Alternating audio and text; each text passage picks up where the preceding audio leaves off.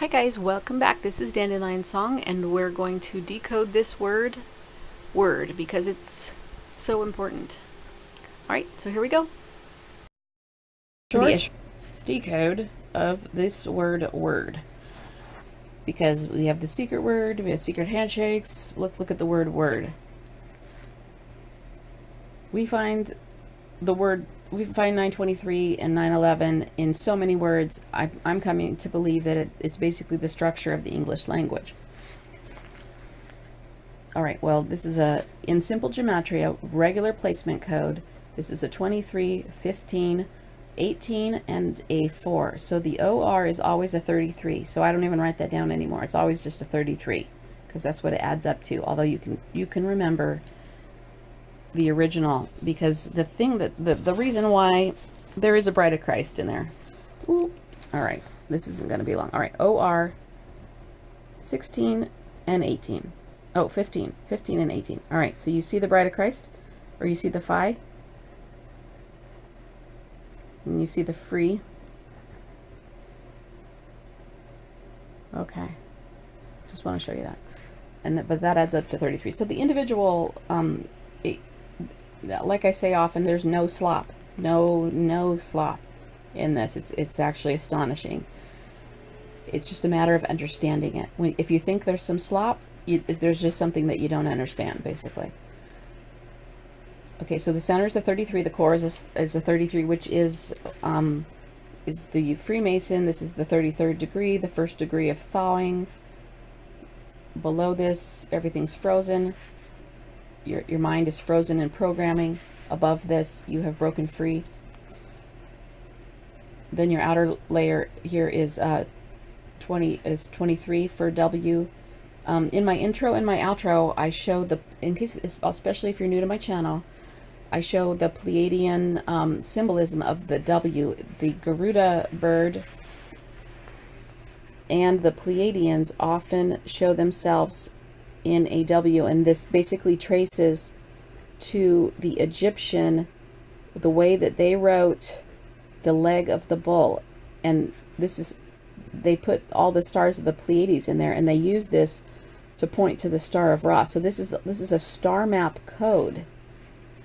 And then the W, I believe, actually the sign, when they would draw these on the vases, they would draw like the Pleiadians or the mother goddesses or something, and they would put their arms, this would be the head, and they would put their arms in this shape. And we even see this on the Hoover Dam, the guy, and some people say this is a Ra worship pose, and it might be, but it's basically ancient Egyptian. And then later it came to be the 23. So see how it's the 3 up and the 2 down on the W.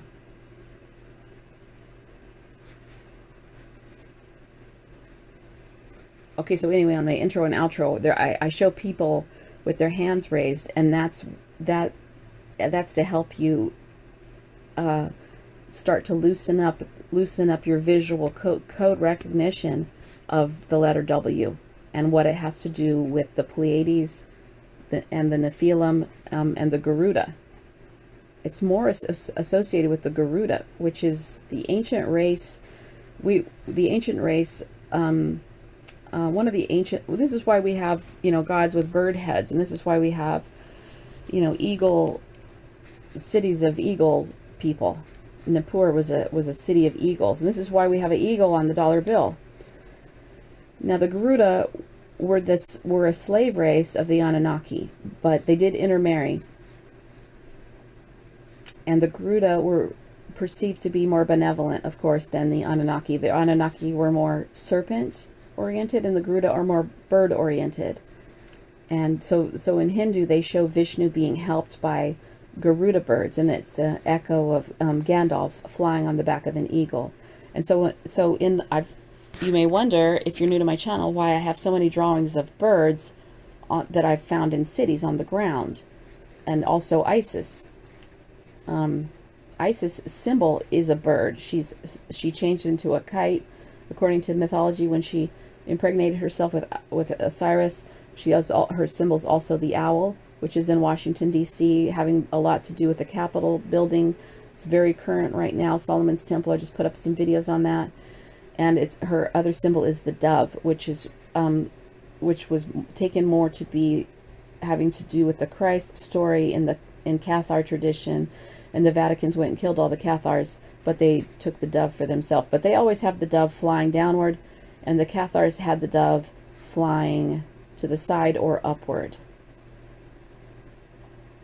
So that'll help you maybe understand when you see the dove whose philosophy is behind the dove. The Cathars show it flying to the side or upward, and the Vatican shows it flying downward, and the Freemasons, I think, also show it flying downward. Now, in the cities that I've shown where the dove is, they usually have the dove flying on a certain meridian heading, which is very telling. All right, that's the W. Oh my gosh, I was really going to do a short one this time. Oh, we're still at 5 minutes. I can still do it short. Okay, that's the W. All right, then the D is the dome, because all of this happens inside the dome. Well, the outer valence collapse adds to a 27, and then you can think of this as a 6 in the middle and a 9 on the outer. So that is another way. See how the inner word has a 6 and a 9 in it and a 618. This is another way that the outer matches with the inner to form the 6 and the 9. This is the keystone of the Freemason arch. It has to do with balancing the elements. It has to do with the crab, because the crab is seen as an animal that balances earth, air, wind, and fire, the best of all the other animals. So what they're doing here is they have, like, I don't know if you can kind of picture this, if you can kind of loosen up your mind about the symbolism, just like let the symbols sort of float around. You will see that we kind of have like a Celtic knot of Phi and the 6-9, which is very closely related, and the power of the word, especially secret words or just the word in collapsing the wave. You can collapse the wave with your thought too, but your word is very important, and this is why they teach you in modern society to use curse words and use your words carelessly, because they want you to thwart your own path with your word, and they want to teach you to use your word casually. Use it against yourself, use it against your children, and then you will just wallow in chains of your own making, and they will just stand there and tell you, because it said in the Bible not to do all those things. So they told you the truth, but then they instructed you to use the word against yourself, and you didn't figure it out, so then they can stand there and say it's your own fault. Meanwhile, they are using the word as carefully and correctly as they know how to. What else is in here? So we have a 927, we have a 923. I just want to point out that 927 is a Jesuit birthday number. This number also pops up in the Pope's birth date. So something's going to happen with the Pope on that day, or else maybe it just means that by birth he was destined to be Pope. I don't believe in destiny. What I mean when I say that is that the Freemasons saw his birthday. He was probably born into an important family, so they set him aside for a later calling. Over here we have a 37. This is the 12th prime, so then that goes into the 1221 mirror that I often talk about, having to do with the star matrix quantum frequency generator construction of our dome. And this is why you don't want to mess with the word. You want to use your word correctly. Use your thoughts correctly.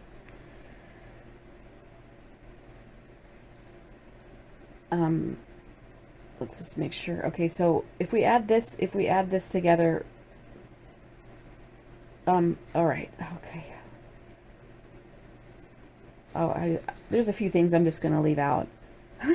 I'm getting too much information. I'm going to make another hour-long video if I don't trim it a little bit. Anyway, let's add this. This is a 53 on this side, the WOR. This is their look number. It's the reverse of the I. The I plays in. I'll just draw an I over here. The I is 35. If you find it in simple gematria, the one that I'm using here on the bottom. And the opposite is look, and this I think actually equals look, but there's a lot of numbers that equal this, and most of them are attention getting numbers and directing numbers that are words that direct your attention. And then this is the seeing and the perceiving number, and it's also code for the shape, the toroidal field, the structure, the minute structure of our dome shaped quantum random frequency generator. And it's in the belly of the owl in Washington, D.C. on this meridian, this 269 meridian. Okay, really quick. Sorry, maybe I just shouldn't even say really quick. Okay, so this over here, these numbers right here are menorah gematria. So it's this code. And I just want to show you that there's another 69 in here.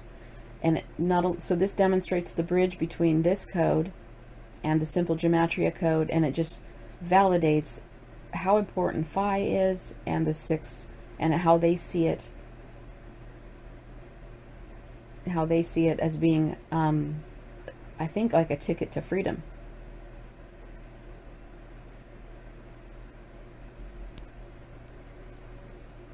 Or a completion, or somehow they're working with destiny. I'm not sure. Still trying to work on that. Anyway, here we have. So in this gematria, the W is a 4.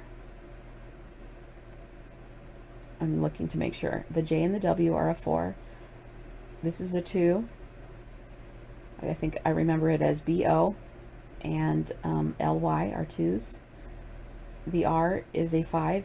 IV and ER are 5s, and 4 is a D is a 4, which is PQ, mind your P's and your Q's, and JW, which I don't have a memory help for that one. Okay, so you have your 6 and your 9. On your inner side, you have a 7, and then you have an 8. And a 7 and an 8 adds to a 15.